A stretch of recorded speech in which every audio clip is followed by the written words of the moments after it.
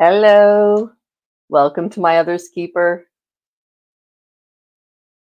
Hi, welcome to my other's keeper.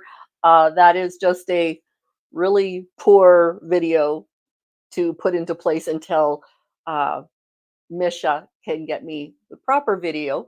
Um, I just, I really like being neurosparkly. What can I say? I like anything that sparkles. So, welcome. Um, I had a guest planned. As you know, I had Indigo planned, but their computers having an issue with attaching to StreamYard. So we're going to have them later on this month to talk about intimate partner violence. Now, October, as probably 99% of you know, is Breast Cancer Awareness Month. And I just want to show you this cute little pin that I have. I had a lady make this for me at a from a trade show that I was involved in. Oh, can you see? Can you see the colors? Hard to see the colors. Anyway, you will notice perhaps that this bottom corner is a different color. It's a light blue. Now, the reason that I have it as a light blue is because that men can get breast cancer too. In fact, my brothers or my husband's two older brothers have both had breast cancer. They've both beaten it, huzzah, but they have both had breast cancer. So I like to represent for everybody um, to uh, to know that men have breasts. Check your breasts. Look at them. Make sure that you are okay. Sorry. Make sure that they are healthy, that there's no funny lumps, bumps, dimples, and rashes are also main uh, main things to look for your breast health. Whether you're male or female, it doesn't matter. If there's strange discharge coming out from the nipple, like if you squeeze it, like you feel a lump and you kind of squeeze it, like you almost would a pimple, and something an odd color comes out, go to your doctor, get them to check it out. I've had that happen. I checked it out with my doctor, and it ends up that because I nursed my daughters, there's leftover milk from 25 years ago. Ugh. Anyway, I wouldn't want to drink it, that's for sure. So it's probably all curdled by now. But yeah, anytime you see something that doesn't look the same as it did a month ago, 2 months ago, 6 months ago, please get your breasts checked. That is super important. And Crystal, thank you for offering to jump in, but I think I'm just going to do it on my own tonight. Um, I have a fair bit to say about this topic, so I think I'm actually going to do it on my own for a change. I'm not used to doing that. Um, if you feel that I'm flailing, knock on the door, come in. Crystal's visiting at my house right now. Um, and Hi, Daniel. Nice to see you. Um, I have a video here, and it talks about consent. Now, the title of our video is Indigo on IPV, which is intimate partner violence, whether it's um, domestic violence, whether it is like within your household, could be a brother, sister, uncle, aunt, child, beating parent, um, any intimate partner of like that. Domestic violence is anybody from your home. Intimate partner can be anybody that you are intimate with, whether it be a sexual partner, um, a romantic partner of any sort, or even a best friend. All of these things are classified as intimate partners. Now, uh, I guess it might be a year and a half ago already. Yeah, about a year and a half ago. 2 years ago, it might have started, but a year and a half ago, Johnny Depp and Amber Heard were going on in a court case, and um, she was alleging that he had been violent toward her. She said that she had bruises, that she had all sorts of scars and cuts, and people who could say that this had happened, witnesses and such. And it turns out she had absolutely none of that. In fact, he was the victim of the violence. Men can be and are victims of intimate partner violence. That is something that is unfortunately all too common, but is not commonly talked about. When I'm doing my mental health presentations, I talk about the um, mental abuse that I went through with the guy I was dating before I started dating my husband.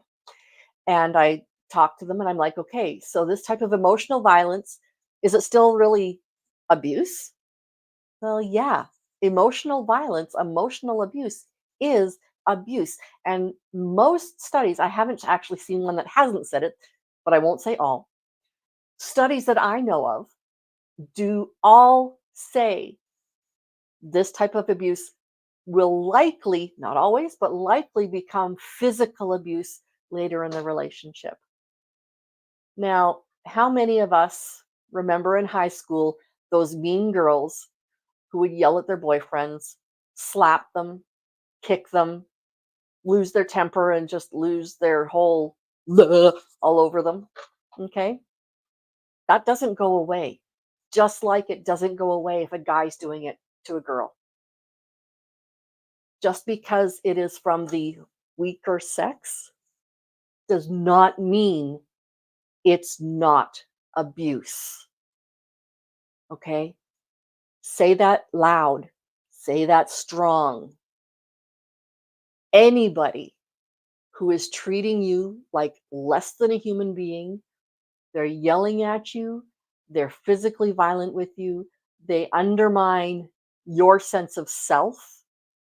They, oh, let's see, anybody in the chat can just chime in any ways that you know of where you would consider an emotional or physical abuse.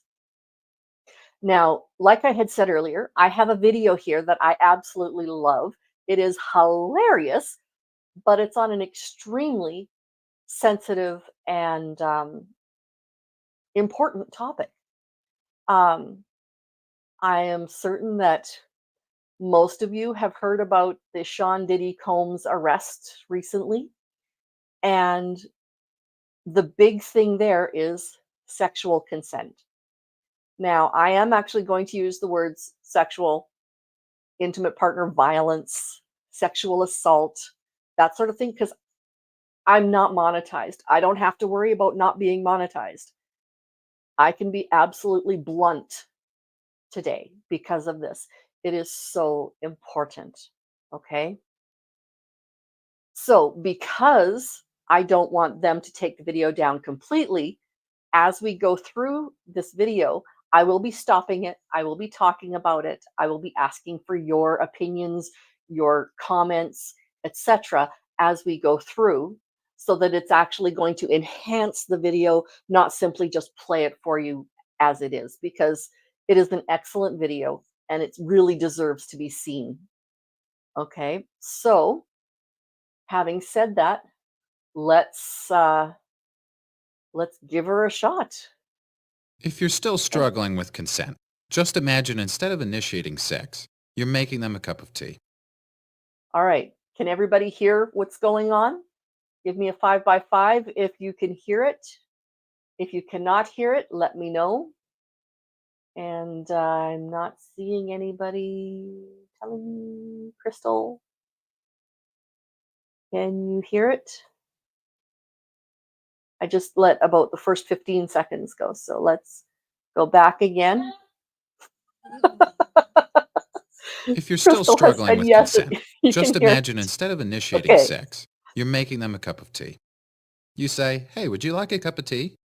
And they go, "Oh my God, fuck yes, I would fucking love a cup of tea. Thank." Okay. This is the one with the F bombs in it. I'm sorry.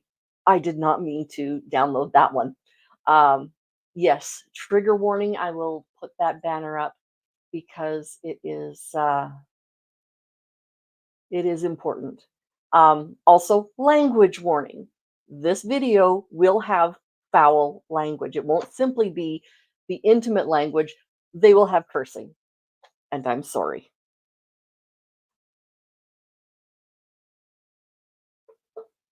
Thank you. Then you know they want a cup of tea. If you say, hey, would you like a cup of tea? And they're like, I'm not really sure. Then you could make them a cup of tea or not, but be aware they might not drink it. And if they don't drink it, then, and this is the important part, don't make them drink it.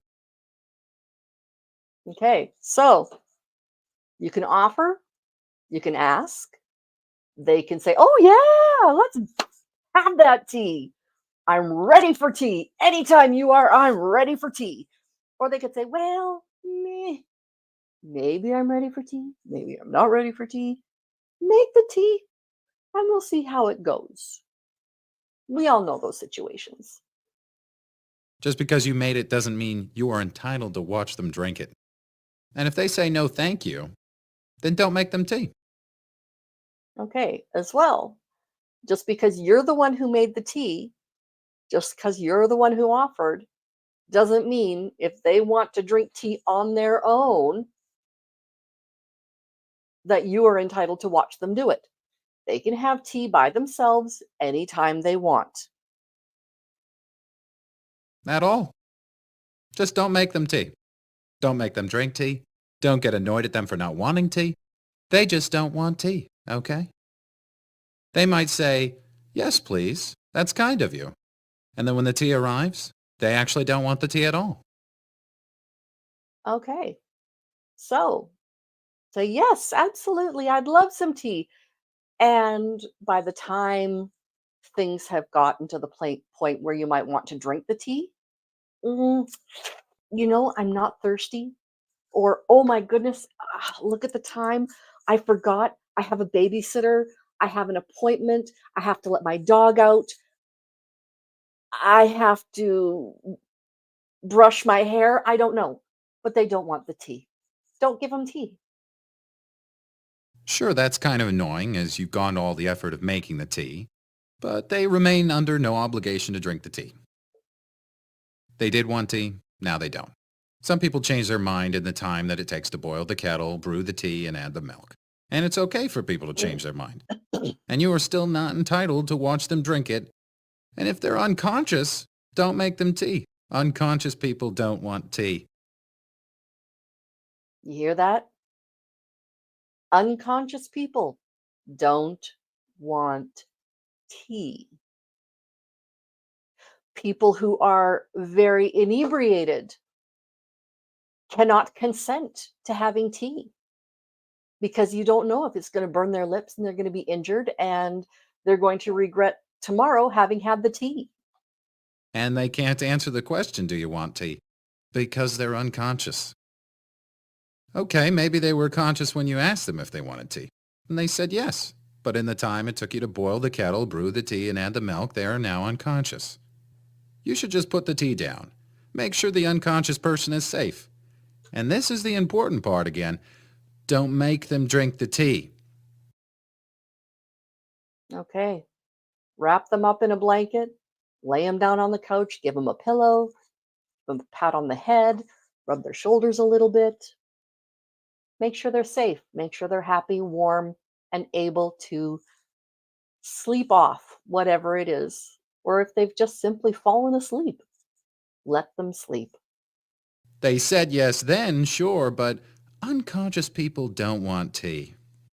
If someone said yes to tea, started drinking it, and then passed out before they'd finished it, don't keep on pouring it down their throat.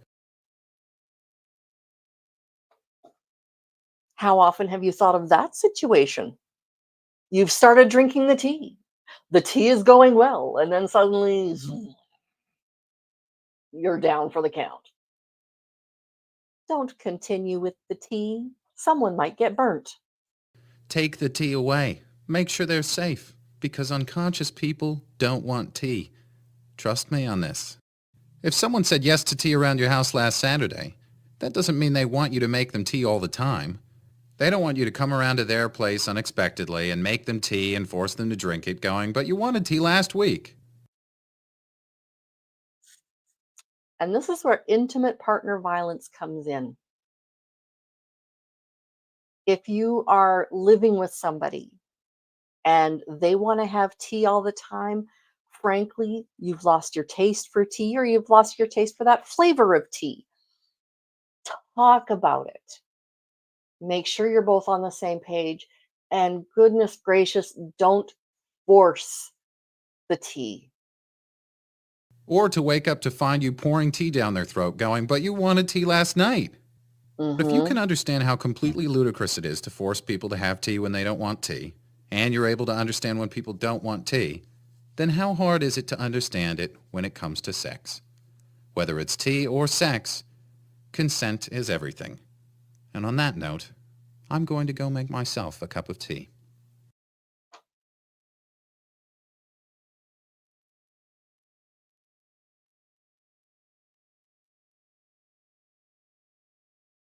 If you're There we still go. struggling with consent, Oops. There we go. So there, and Indigo's right. That analogy is spot on, especially for a spot of tea. Sorry about the camera thing. Especially for a spot of tea. It is amazing how many people don't understand the concept of, well, you said yes before, why not now? Well, maybe they don't like that flavor of tea anymore. Maybe they don't want tea from your house. Maybe they want to have tea from somebody else's house. If you're not okay with them having tea with a variety of different people, you only want them to have your tea, make sure that that's an okay thing for them. And if you want only one person's tea and they want to have other tea, don't stick with the person doing other tea. Respect yourself well enough to say, you know what? I have a say. Now we're going to quit talking about tea and get down to brass tacks. Okay. You have a say in your own life. You have a say in how people treat you. You teach people how to treat you. Did you know that? It's more than just saying, yeah, this is what I want, this is what I don't want. It is, this is what I'll put up with. And I say I'm going to put up with this. And I'm going to put up with this, but only for another 10 minutes and only another 10 minutes after that. And well, maybe only today, but not tomorrow. And maybe tomorrow, but not. See how that's going? You teach people how to treat you. It's the same with disciplining children, right? Discipline, the root of discipline is to be a learner, right? So to disciple someone is to lead somebody who is a learner. Discipline is teaching along the way. That's why discipline should have consequence. Con, with, sequence, in order. So with order, you teach in order. So if you have a time when, I forgot what I was going to say. I got into my consequence, discipline, teaching people how to treat you. That's what it was. Okay. So if you have taught somebody that, no, I don't want this and I'm not going to put up with it, then they're going to learn they don't want this. They aren't going to put up with it. It's a good lesson to learn.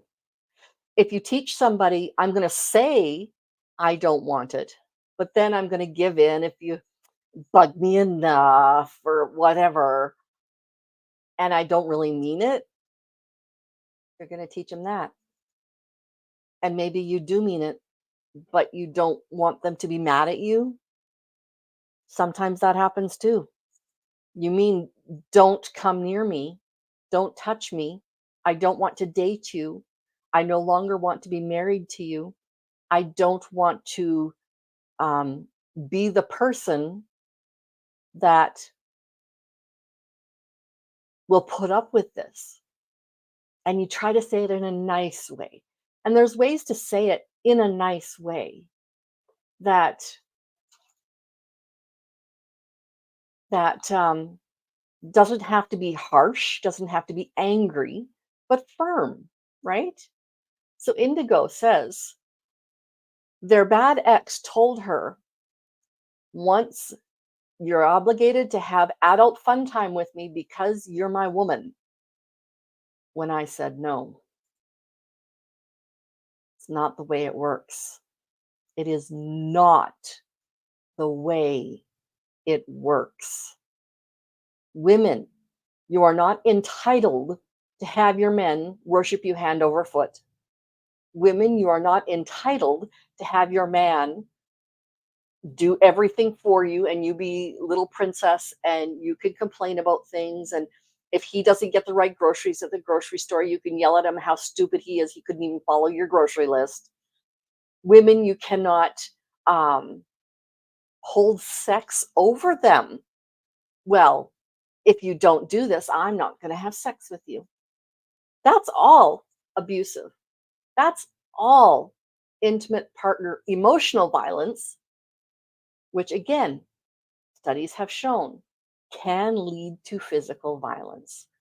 So what takes the next time when he comes home from forgetting the ground beef off your grocery list, and instead of you yelling at him and berating him and telling him how stupid he is, so you just don't want to use those words. They just come up across the back of the head. Oh, you idiot! It didn't really hurt him, did it? Well, probably not really, but it's violence. If a man was doing that to a woman, if a parent did that to a child, would you call that abuse? Yeah, yeah, you would. Children, listen to me. You are under 18 years old. You're under 12 years old. Do you have the right to come up to your mom or dad and punch them when you're angry, bite them when you're mad, kick them when you don't feel that they've done something you want or they are doing something you don't want? Now, I will give children a bit of grace. And I'm saying a bit because children's brains aren't formed. They don't know how to be emotionally stable completely when they're very young. Okay, so they will get some grace. But parents, remember, you teach your child how to treat you. I was not always perfect at this as a parent. So my children, one of my big triggers from having grown up in the house that I did, fighting, like loud arguments and stuff like that, are an absolute trigger for me to panic and shut down. Well, my children would do imaginary play.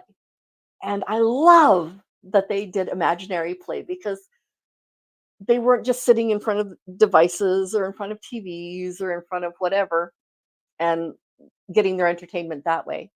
They were actually engaging with each other and making stories and worlds out of nothing. But in that world, sometimes there's conflict. My emotions couldn't handle that. So I tried a variety of things in order to not be abusive. Okay. Now, I had taken some parenting classes and I understood the consequence versus punishment. Punishment doesn't always go along with the direction or the word has escaped me, the strength of one and the strength of the other. One is overmatching or it matches properly. Okay.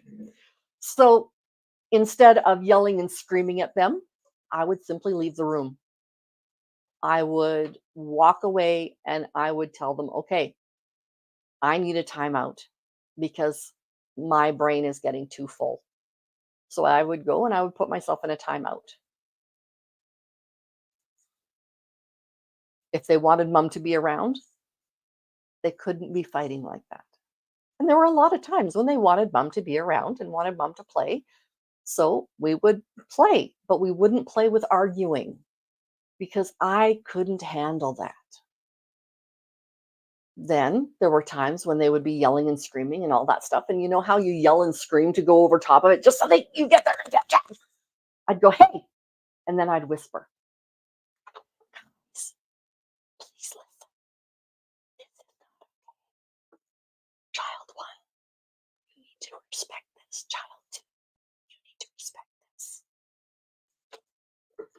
Unfortunately, they didn't ever get afraid of me yelling. They got afraid of me whispering. So even whispering to tell them a secret now is triggering for my younger daughter. A parent can't win sometimes. In trying not to be abusive, I created a different phobia and I messed her up a different way. But that's the way it goes sometimes. So, what are some times in your lives when you have had somebody overstep your boundaries? How did you react? What did you say? What did you do? Do you expect more from somebody than what you are willing to give? Do you give more than what you expect? And when I say give more, I don't mean like I do more things for you. It's I am going to be all, do all of that for this one person.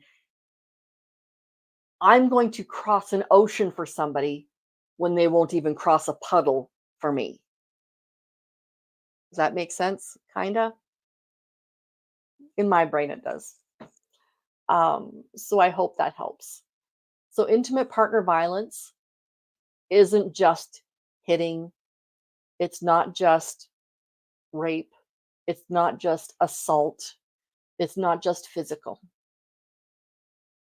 Intimate partner violence is emotional as well. You don't see those injuries, they don't show up on an x ray, they don't show up as a bruise, but boy, do they cut deep. They eventually wear down who you are as a person, they wear down your sense of self, your sense of self worth. And those should not be negotiable. You need to teach that person that you will not be worn down as a person. You deserve respect. So do they. You deserve love. So do they. You deserve to be treated royally. So do they. Right? If this person yells and screams and hits and kicks you, do you yell and scream and hit and kick back? No, you call 911. It's the silent treatment. It can be body language. Absolutely. Yep. Silent treatment. I have seen relationships that have just gone silent. That's the scariest because they just don't care anymore. The opposite of love is not hate. At least with hate, you feel something. The opposite of love is apathy. I don't care. You want to do that? Fine, whatever. I don't care. I legit don't care, which is different than not having a preference. Okay. I use the phrase like somebody will say, oh, do you want this for supper? Oh, I have no firm preference. I don't have a preference if we have beef or chicken. I don't have a preference if we go to this restaurant or this restaurant, if we have rice or spaghetti, if we watch one TV show versus another TV show. I don't have a preference. It's different than not caring. Not caring means do whatever you want, just leave me alone. I want nothing to do with it. That's not caring. Okay. Another word or two words that I find people over the years have gotten really messed up is jealous versus envy. Okay. Um, I am an absolutely a jealous wife. What does that mean to you? That I am a jealous wife. And I admit it fully, completely, and I own it. I want my husband to be a jealous husband. Does that mean I will not allow my husband to be around other women? My husband will not allow me to be around other men? That we're not allowed to have other friends? No, that's not what it means. Jealous means that you guard something that is cherished by you, something that is important to you. I jealously guard my relationship with my husband. Do I care if he has other women as friends? Yeah, I care, but he has given me no reason ever to think that he would do something that would be inappropriate. Never has he given me any sort of reason to think that. I'm so grateful. Never has he thought I was going to do something inappropriate with a person of the opposite sex. Never. I cannot tell you how grateful I am for that. My ex, the one who treated me like an afterthought, he went from I don't care to I don't trust you because somebody lied about me. Happened to be my best friend. She broke up with her boyfriend. She was miserable. I was still with my boyfriend, who happened to be best friends with her ex-boyfriend. So she told my boyfriend at the time, Kim's been messing around on you. Because she was my best friend, he believed her. And then she started telling all of his other friends and they believed her. So then they started telling him that it became a whole thing. So what did I do? Did I have self-respect enough to actually get out of the relationship? Did I have enough self-respect to stand up for myself and say, "Excuse me, what on earth are you talking about?" I did do that. And he's like, "What do you mean? These people are all saying it. How can it be not true? This person said it. How can it be not true? You trust them over me?" Yes, I do. I should have walked away. I should have stayed away. We broke up 3 times, got back together twice. So, what did I do? He accused me of messing around on him. He accused me of being unfaithful. He accused me of doing all these things that I was not. So, what did I do? If I'm going to be accused of it, I might as well do it. So, I did. I was young. I was stupid. I didn't have a sense of consequence in my mind.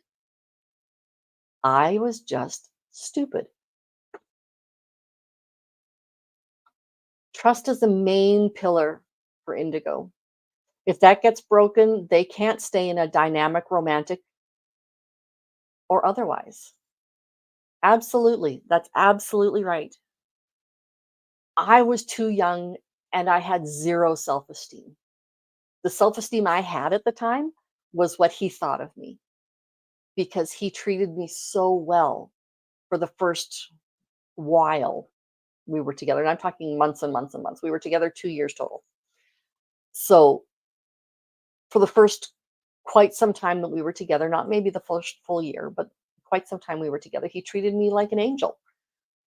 And then he started to, yeah, okay, so she's here now. I don't have to do anything.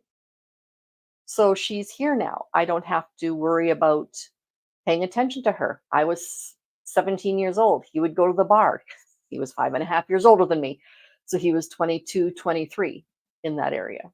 Could I go to the bar and find him? No, I was too young. So I would phone the bar. He would tell the bartender, "Oh, tell her I'm not here." So then he wouldn't be there and I still couldn't find him. There were no cell phones. It's not the way it worked. So that's how it went for quite some time. He didn't want me to have my own friends because they would talk badly about him, not saying awful, awful things like he was cheating on me, but they would say, Kim, you deserve better. He didn't like that. That is the disorienting thing. They will treat you well and then they don't.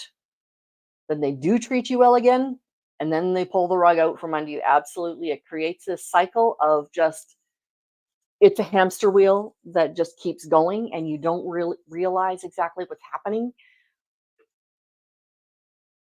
You're on it just for the ride. It was really, really tough. Then I met a guy after all of this crap went down with this ex-boyfriend. I met a guy who treated me with respect. Like this first guy treated me with respect. So I became friends with this young man. Didn't do anything inappropriate. Not that it didn't cross my mind, because by that point, it didn't matter. It's what I would have done. But he had enough respect for himself and for me to not cross that line, to not even get that close to that line. Like, honestly, he wouldn't do that because that's not who he was. He had more character than that. So I eventually broke up with the guy because I learned what it was like to be treated like a human being with a brain, like I was smart, that I was worth more than just what I could do for him for whatever he wanted. This other guy used to be a long haul truck driver. And so he would leave town, or no, he would tell me he was leaving town on a trip to, say, Virginia, a long haul truck driver. So he'd be going down to Virginia, and we live in Saskatchewan. So that means he'd be gone for a week or more. I found out later he wasn't gone. He never left town at all. He just didn't want to be hanging around with me for that period of time.